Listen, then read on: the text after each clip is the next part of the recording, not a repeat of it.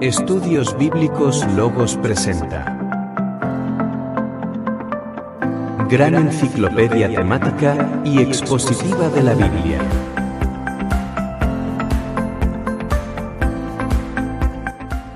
En esta sección presentamos la adecuación de nuestro planeta Tierra durante los 4 primeros días de la creación.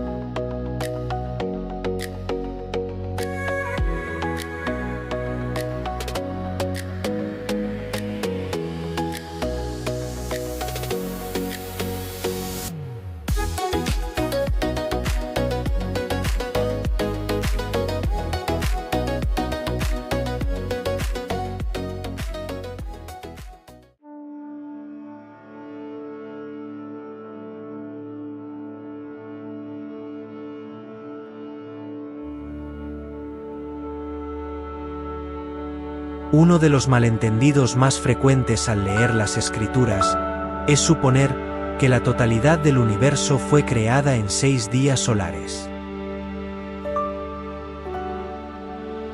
Si bien afirmamos con certeza que Jehová es el arquitecto de todo lo existente, Él ha reservado para su sola potestad el cómo y el cuándo del origen cósmico.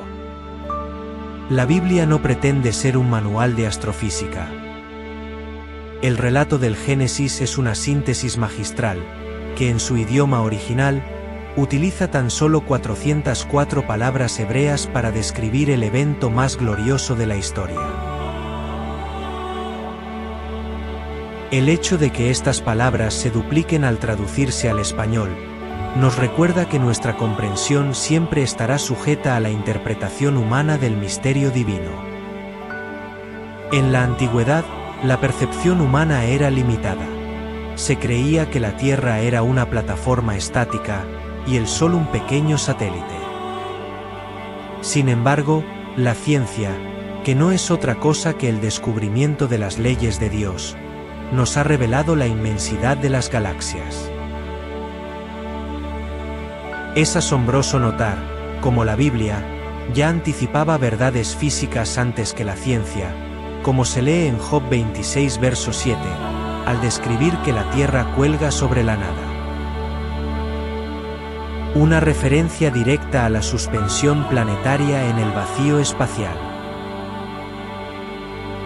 A diferencia de las teorías evolutivas que dependen del azar y el materialismo, la creación divina se fundamenta en la voluntad de un ente creador.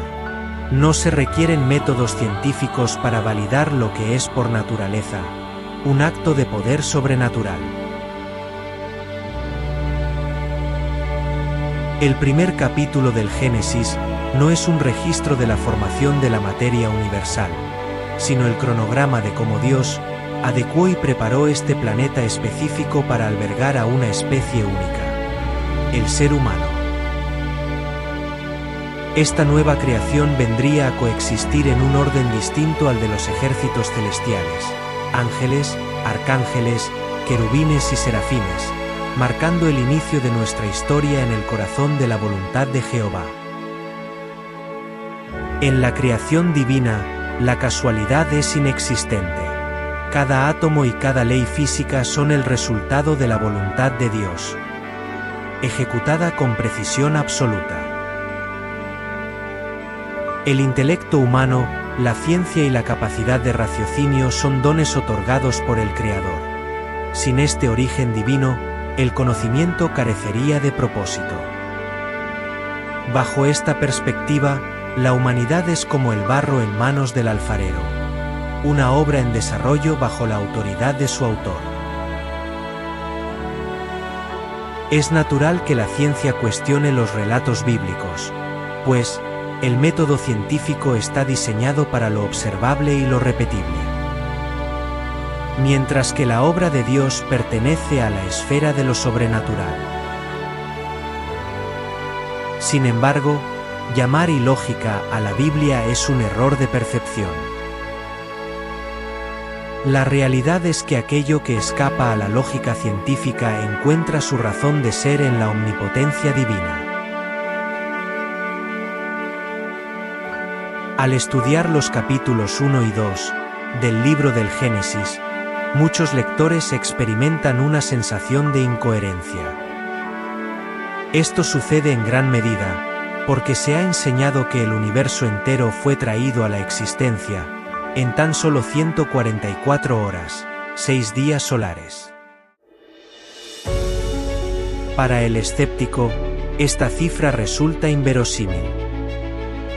No obstante, el problema no reside en el texto sagrado, sino en una interpretación deficiente que no distingue entre la formación del cosmos y la adecuación específica de la Tierra para la vida humana.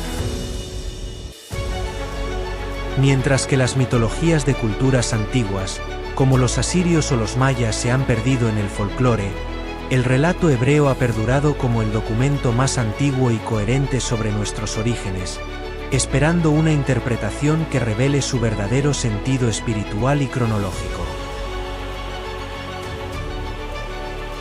La distancia entre el hombre moderno y la realidad bíblica nace de una crisis de interpretación. Mi objetivo en este estudio no es alterar el texto sagrado, el cual es inmutable, sino rescatar detalles vitales que a menudo pasan desapercibidos. Buscamos dotar de coherencia al relato de la creación para que la mente contemporánea pueda asimilarlo, manteniendo intacta la esencia del mensaje de Dios y reforzando la fe a través del entendimiento. Antes de que el tiempo comenzara para nuestro mundo, el universo ya conocía la vida en la dimensión de Dios. Inmensas huestes angélicas poblaban el reino celestial. Sin embargo, este orden ya enfrentaba el conflicto de la rebelión. La existencia de nombres de figuras como Belial, el destructor, y Satanás, el opositor, nos indica que el escenario espiritual estaba plenamente establecido antes de que se pusieran los cimientos de la tierra. Un punto de ruptura con la tradición popular es la autoría del registro creativo. Aunque comúnmente se atribuye a Moisés por revelación en el Sinaí, el análisis profundo sugiere que Moisés fue el compilador de una tradición mucho más antigua. La historia de los 6 días fue revelada originalmente por Dios al primer hombre, Adán. Esta revelación no fue un evento tardío en la historia hebrea, sino un legado directo. Adán, a lo largo de sus 930 años de existencia, se encargó de transmitir fielmente a su descendencia los detalles del origen del mundo, tal como el Creador se los dio a conocer. De esta manera, el Génesis es en esencia el testimonio de la primera humanidad, preservado divinamente a través de los siglos. Resulta fascinante comprender que ni Adán, ni sus descendientes inmediatos conocieron el nombre sagrado de Dios. Fue necesario esperar hasta la generación número 28 de la genealogía de Jesucristo, 8 generaciones después del diluvio, para que en tiempos de Moisés el nombre fuera revelado. Durante milenios, el relato de los orígenes se mantuvo mediante una tradición oral purísima, hasta que los patriarcas decidieron fijar la memoria en soportes físicos, como piedra, madera o papiro.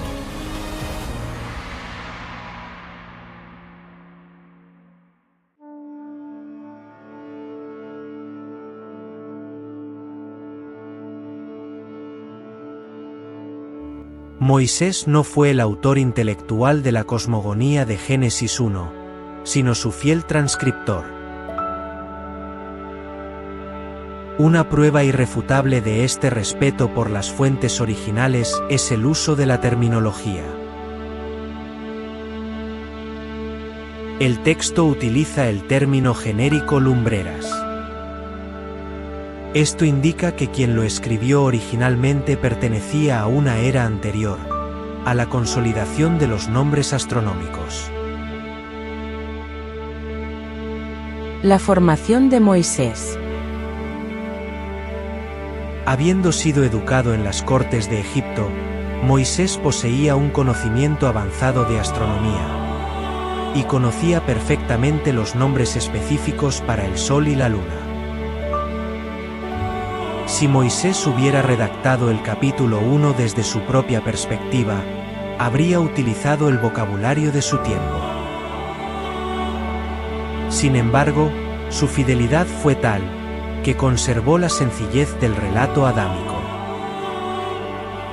No es sino hasta Génesis 2, verso 4, donde se percibe un cambio en el estilo y la narrativa. Punto donde Moisés comienza a integrar su propia versión y la revelación del nombre de Jehová en los Hechos. La brecha entre el traductor y el autor original. La comprensión de los textos sagrados enfrenta un desafío técnico, la traducción. Mientras que el registro original de la creación se resume en una estructura minimalista de 404 palabras hebreas, las versiones en español suelen extenderse a casi el doble. Esta expansión, aunque bien intencionada por parte de los traductores para facilitar la lectura, introduce una capa de interpretación que a veces nos aleja del pensamiento puro del escritor primario. Debemos ser cautos, pues, nuestro entendimiento actual suele estar moldeado por la visión del traductor, antes que por la revelación original. La perspectiva del observador terrenal.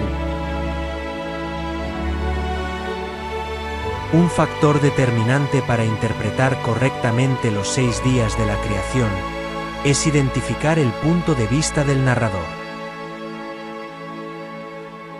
Es imperativo distinguir entre la fuente y el canal. La fuente divina, como el Espíritu de Dios, posee el conocimiento absoluto de las leyes físicas, la mecánica celeste y la inmensidad del cosmos. Y el canal humano, como el narrador, en este caso la tradición adámica preservada, describe los eventos desde una perspectiva estrictamente humana y terrenal. Quien plasmó estas palabras, observaba el universo desde la superficie de la Tierra. No hablaba de órbitas heliocéntricas ni de la expansión galáctica porque su realidad era la de un observador estacionario. El relato no es una lección de astronomía moderna, sino el testimonio fiel de lo que un hombre vería si estuviera presente durante la adecuación del planeta. Esta limitación humana no invalida el mensaje divino.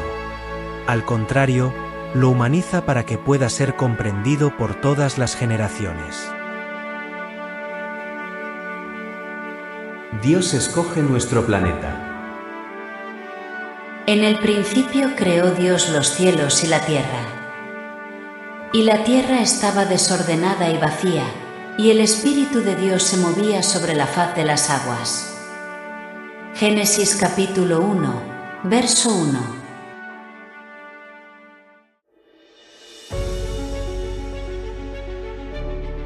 El registro de esta cita funciona como un preámbulo fundamental para entender que el cosmos y la materia planetaria ya existían mucho antes de la semana creativa. Dios, en su omnisciencia, creó el universo en tiempos que el hombre no puede siquiera calcular, estableciendo que la Tierra ya estaba allí, antes de que se pronunciara la primera palabra sobre la luz. Es fascinante notar la discrepancia entre la narrativa científica y la revelación bíblica. La perspectiva científica describe una Tierra primitiva incandescente, dominada por lava, volcanes y fuego, necesitando eones para enfriarse. Mientras que la perspectiva bíblica describe un planeta sumergido en agua y oscuridad total. Al no existir aún la luz ni el calor, la Tierra era, en esencia, una bola de hielo esperando ser ordenada. El término, desordenada y vacía, no implica un caos destructivo, sino la ausencia de las condiciones necesarias para la vida. Dios no estaba fabricando el planeta en ese momento, sino que iniciaba un proceso de ordenamiento y adecuación, para transformar esa esfera helada en el hogar perfecto para la humanidad. Proceso de adecuación de nuestro planeta. La transformación de un cuerpo celeste suele seguir dos rutas. En primer lugar tenemos la violencia catastrófica, donde se ponen de manifiesto choques de asteroides, explosiones estelares o radiaciones extremas.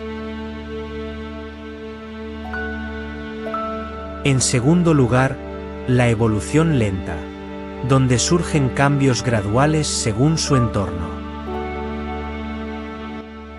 Sin embargo, la adecuación de la Tierra no encaja en ninguna de estas categorías convencionales. Fue una intervención directa y acelerada, ejecutada por el poder de Dios para convertir un páramo estéril en un santuario para la vida. Antes de la semana creativa, nuestro planeta se encontraba en un estado de aislamiento galáctico. Ubicada en un rincón oscuro de la Vía Láctea, la Tierra no poseía una estrella que le brindara luz o calor. Se movía por simple arrastre, dentro del flujo galáctico, sin orbitar un centro gravitacional definido. Esta falta de energía externa convertía al planeta en una esfera criogénica, una bola de hielo, sumergida en tinieblas perpetuas. Al igual que los demás planetas que hoy vemos en nuestro sistema, la Tierra era intrínsecamente inhabitable. No fue un accidente biológico lo que cambió su destino, sino una decisión consciente del Creador. La adecuación fue el trabajo maestro de Dios, preparar una roca inerte y congelada para recibir el soplo de la vida. El día primero.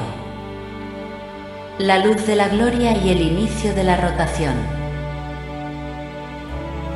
Y dijo Dios, sea la luz. Y fue la luz. Génesis 1, verso 3. Todo el proceso de adecuación se activa con la aparición de la luz. Es fundamental comprender que esta primera luz que irradia el planeta no proviene del Sol, el cual aún no había sido creado para este sistema, sino del resplandor de la gloria de Dios. Este es un evento de naturaleza espiritual y física a la vez. La presencia de Jehová rompe la oscuridad milenaria de la bola de hielo. Esta misma luz es la que describe el libro de Apocalipsis 21-23, donde se nos dice que en el reino celestial no habrá necesidad de sol, porque la gloria de Dios lo ilumina. Y vio Dios que la luz era buena, y separó Dios la luz de las tinieblas. Génesis 1, verso 4. Dios no eliminó la oscuridad, sino que la dividió. Para lograr esto, Jehová Dios impulsó a la tierra a girar sobre su propio eje. A medida que el planeta rotaba, la superficie comenzaba a absorber la energía y la radiación de su gloria. En un ciclo de 24 horas, toda la masa terrestre recibió este calor divino, provocando un efecto físico inmediato: la evaporación masiva del agua superficial. Este proceso creó una densa capa de vapor de agua que envolvió al planeta, preparando el siguiente paso de la creación. Y llamó Dios a la luz día, y a las tinieblas llamó noche. Génesis 1, verso 5. Aquí se establece una ley física. El día y la noche coexisten en el mismo tiempo, pero en espacios distintos. Mientras una cara del planeta recibe el día, mediante la luz, la otra permanece en la oscuridad de la noche o de sombra. Dios utiliza estos nombres no solo para identificar la visibilidad, sino para definir las funciones de cada hemisferio en movimiento. Y fue la tarde y la mañana un día. Este pasaje está narrado desde la perspectiva de un observador situado en un punto específico de la Tierra. Tenemos en primer lugar la llegada de la luz. El observador presencia la aparición del resplandor divino del amanecer. Luego aparece la tarde. Y tras 12 horas de rotación, el punto donde se encuentra el observador entra en la sombra del anochecer. Finalmente, y tras otras 12 horas, el observador vuelve al punto de inicio y ve aparecer la luz nuevamente, como la mañana de un nuevo día. Para Dios, el trabajo fue continuo, pues en su presencia no existe la noche. El ciclo de 24 horas concluye cuando toda la circunferencia de la Tierra ha sido bañada por el calor necesario para la evaporación. Por tanto, el día primero, o día concluido en hebreo, establece que el ciclo cronológico correcto debe medirse desde la aparición de la luz, tal como Dios trabajó, y no desde la medianoche o el anochecer, como dictan otras tradiciones humanas.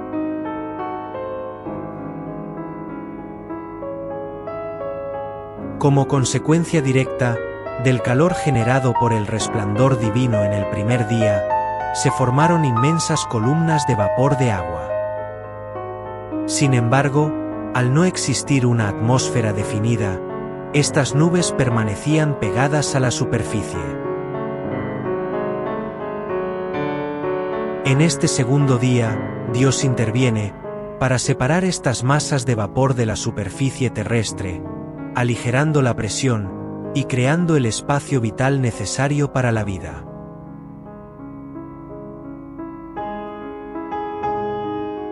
Uno de los puntos de mayor confusión para el lector surge en la traducción de la versión Reina Valera 1960, donde la palabra expansión se usa indistintamente. Sin embargo, el hebreo original es mucho más específico. En el lenguaje hebreo, la palabra raquía se refiere específicamente al espacio entre la superficie y las nubes, que es el primer cielo. Es el ámbito donde vuelan las aves y donde se desplaza el aire que respiramos. Cuando se une al término chamayim, que significa cielos, define nuestra atmósfera inmediata.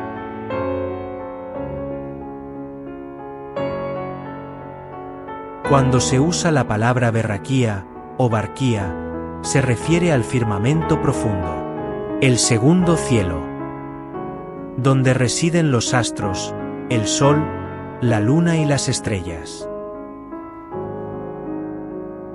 En este segundo día, Dios no estaba creando el universo o el firmamento, que ya existían desde el principio, sino que estaba diseñando nuestro espacio atmosférico.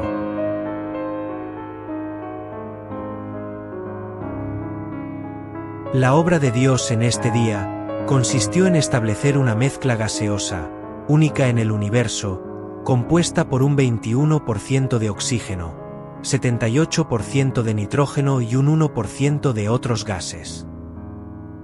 Esta atmósfera cumple funciones críticas de las que carecen otros planetas.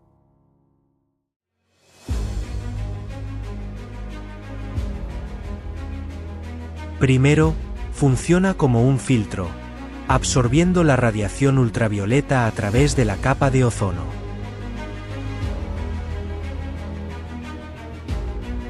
Segundo, nos proporciona protección cinética, actuando como un escudo contra meteoritos, desintegrándolos por fricción antes de que impacten el suelo. Y tercero, regula la presión, permitiendo que el ciclo del agua funcione, manteniendo el equilibrio entre los océanos y las nubes.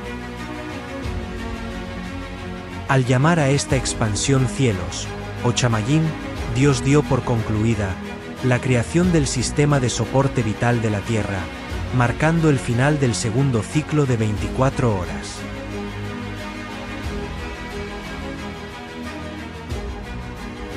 La arquitectura atmosférica nos revela un escudo de capas, una expansión que Dios llamó cielos, lo cual no es una masa uniforme, sino un sistema complejo de capas, diseñadas con una precisión matemática para permitir la supervivencia. Veamos. La troposfera se extiende desde la superficie hasta los 20 kilómetros. Es el ámbito de los fenómenos meteorológicos y donde se concentra el aire respirable. La estratosfera, que se extiende desde los 20 kilómetros hasta los 50 kilómetros, la cual contiene la capa de ozono, un filtro crítico que absorbe entre el 97% y el 99% de la radiación ultravioleta de alta frecuencia. La mesosfera, que se extiende hasta los 80 kilómetros, y es la zona de reacciones químicas vitales y grandes turbulencias que protegen la estabilidad climática. La termosfera, hasta los 800 kilómetros. Posee apenas un 0,1% de los gases del aire, funcionando como una frontera de alta temperatura. La exosfera, hasta los 2000 kilómetros. Es la zona de tránsito hacia el espacio interplanetario, donde los átomos finalmente escapan al vacío. Todo este engranaje fue establecido por Dios para proteger su creación, adaptando un espacio potencialmente letal en un refugio lleno de aire respirable para los seres que estaban a punto de ser creados. En términos bíblicos, esta estructura se simplifica en una jerarquía de 3 niveles que el hombre debe comprender para ubicar su lugar en la creación.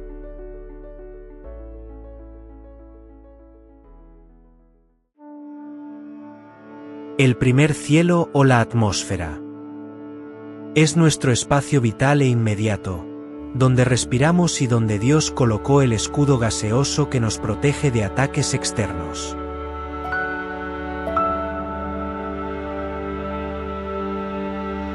El segundo cielo o el firmamento, que es el espacio profundo donde residen los luceros, el sol, la luna y la incalculable cantidad de estrellas que adornan el cosmos.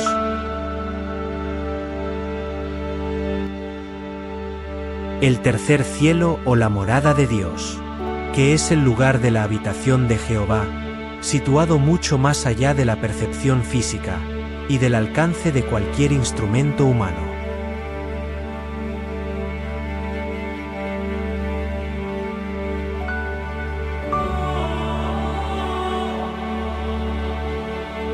Como se puede observar, el segundo día no fue solo una separación de aguas, sino la construcción de un santuario planetario perfectamente equipado para la vida.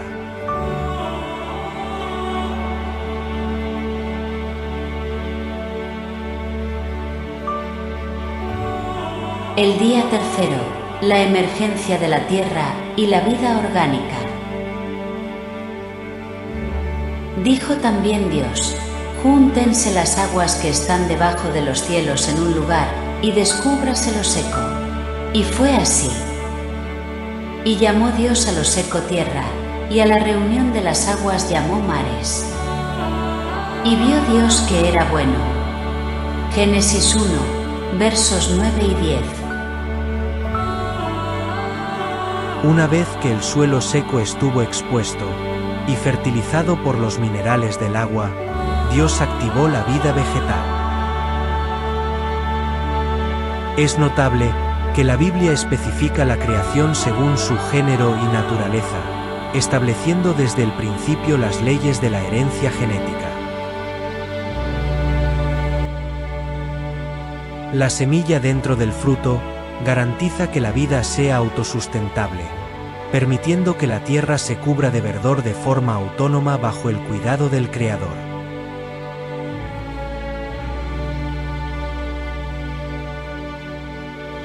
Aunque hoy observamos que el planeta está cubierto en un 71% por agua y solo un 29% por masa sólida, el diseño original de este tercer día contemplaba una proporción de tierra mucho mayor.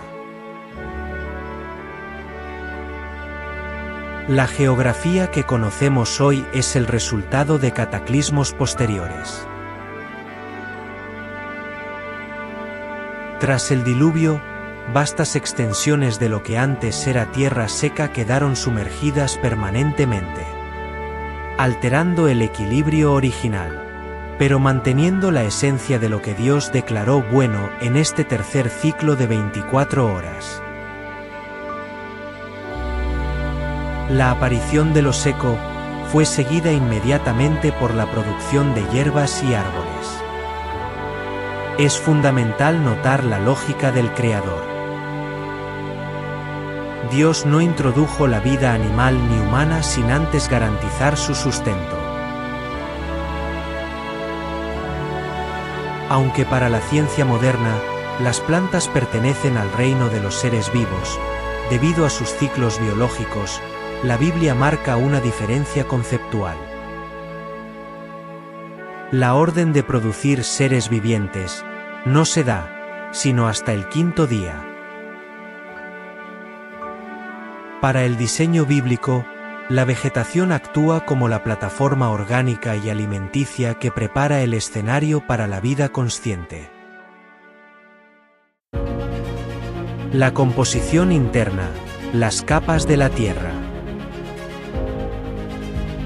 Así como Dios diseñó la atmósfera en capas, también estructuró el cuerpo físico del planeta en una serie de niveles que permiten su estabilidad y dinamismo. Primero tenemos la corteza, una delgada capa de roca sólida, compuesta por silicio, aluminio, potasio y magnesio, que forman tanto los continentes, así como los fondos oceánicos. Es el suelo que Dios llamó tierra. Luego le sigue la hidrosfera, el sistema hídrico que cubre la corteza, como los océanos, ríos, lagos y glaciares. Esencial para el transporte de minerales y la regulación del clima. Luego tenemos el manto, situado bajo la corteza, compuesto por roca fundida o magma, o silicatos de aluminio. Este material en constante movimiento es el que fluye como lava en las erupciones volcánicas. Le siguen las placas tectónicas, que son fragmentos rígidos sobre el manto que permiten el movimiento de las masas terrestres, fundamentales en el proceso de descubrir lo seco en el tercer día. Y por último está el núcleo, o el corazón del planeta. Este se divide en una porción exterior líquida de metales fundidos, y una interior sólida, compuesta de hierro y níquel, que genera el campo magnético necesario para la vida.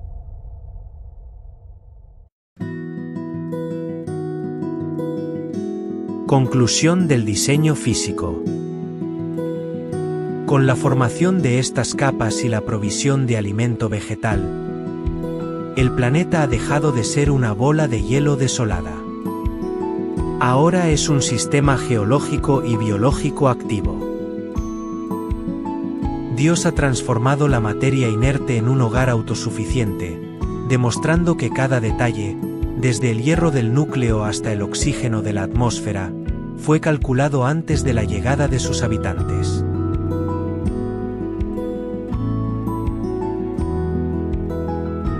El día cuarto, el reloj cósmico y el sistema solar. Dijo luego Dios: haya lumbreras en la expansión de los cielos para separar el día de la noche, y sirvan de señales para las estaciones, para días y años. Y sean por lumbreras en la expansión de los cielos para alumbrar sobre la tierra. Y fue así.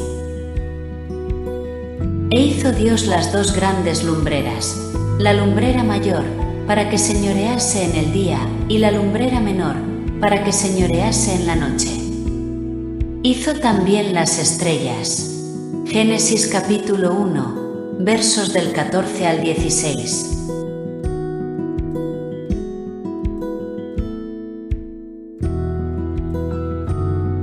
Una vez que el resplandor de la gloria de Dios cumplió su función inicial, de activar y calentar el planeta, el Creador procedió a delegar esa función en fuentes de luz física permanentes. Dios crea entonces una masa de llama incandescente, la lumbrera mayor, o sol, para gobernar el día.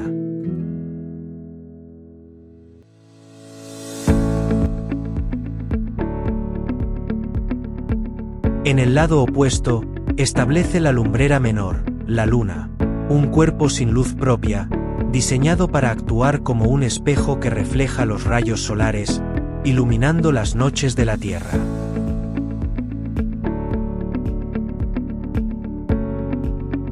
El ordenamiento de este día no fue un evento al azar, sino un ensamblaje meticuloso.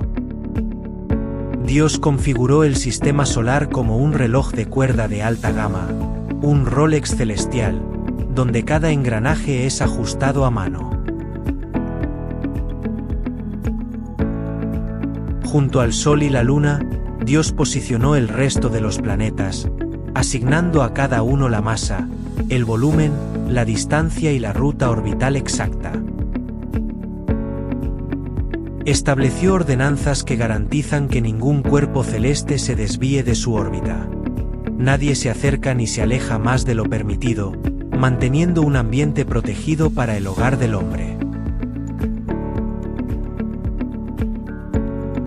La ciencia moderna confirma que si la distancia entre la Tierra, el Sol o la Luna variara mínimamente, la vida colapsaría. Dios perfeccionó estas distancias para que la vida fluyera correctamente. A diferencia de Dios, que es eterno y no depende de rotaciones planetarias, el hombre necesita medir su existencia. El Sol y la Luna fueron entregados como herramientas de medición. Primero, son factores claves para los calendarios. De estos cuerpos emanan los dos sistemas de tiempo del mundo, el solar y el lunar, tal como Dios lo reveló. Segundo, son como señales para las estaciones. Sirven de guía para los ciclos agrícolas y las estaciones climáticas. Y tercero, también funcionan como guía estelar. Dios añadió las estrellas lejanas como puntos de referencia, que durante siglos, permitieron a los hombres cruzar desiertos y navegar océanos sin perder el rumbo. Con la culminación del cuarto día, la Tierra no solo tiene luz y alimento, sino que ahora posee un marco temporal y espacial perfectamente calibrado.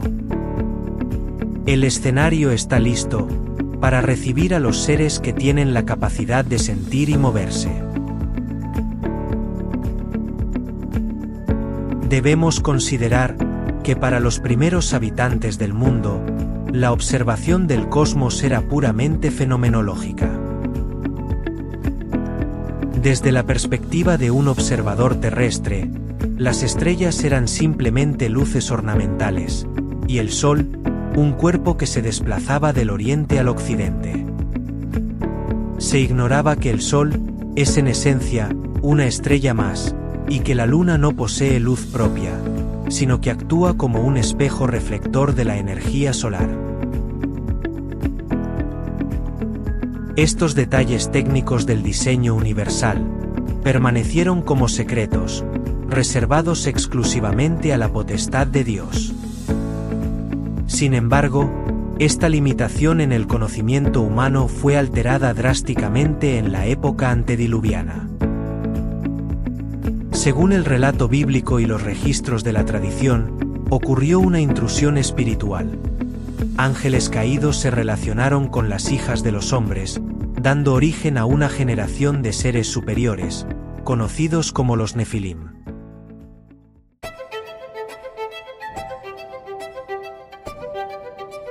Estos seres no solo poseían una estatura y fuerza descomunal, sino que fueron instruidos por sus padres en misterios que no estaban permitidos para la humanidad en ese tiempo.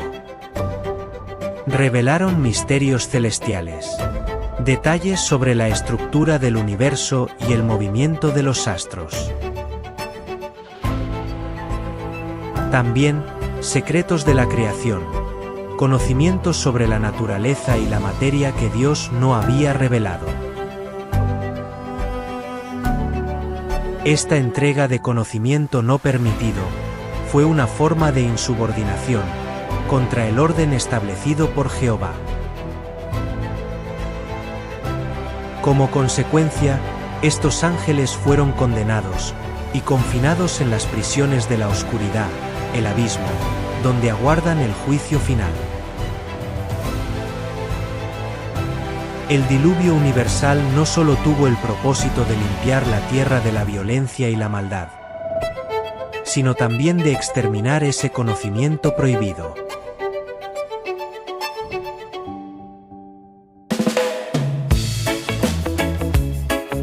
Con la desaparición de los gigantes, la humanidad volvió a un estado de aprendizaje natural, y esos misterios celestiales quedaron sepultados bajo las aguas, hasta que al pasar de los tiempos, Dios permitirá que el conocimiento volviera a aumentar. Una vez establecido el Sol como la lumbrera mayor, el planeta Tierra, que antes se movía por arrastre galáctico, es fijado en su órbita actual. Este movimiento de traslación es el que dicta el calendario del hombre. La Tierra tarda aproximadamente 365 días y 6 horas en completar una vuelta alrededor del Sol. La precisión de este diseño es tal, que cada 4 años, esas 6 horas sobrantes se acumulan para formar un día adicional, dando origen a los años bisiestos de 366 días. El movimiento alrededor del Sol, combinado con la inclinación específica del eje terrestre que Dios estableció, da origen a las 4 estaciones del año. Este fenómeno de diseño permite que la vida se diversifique y los ciclos agrícolas se renueven.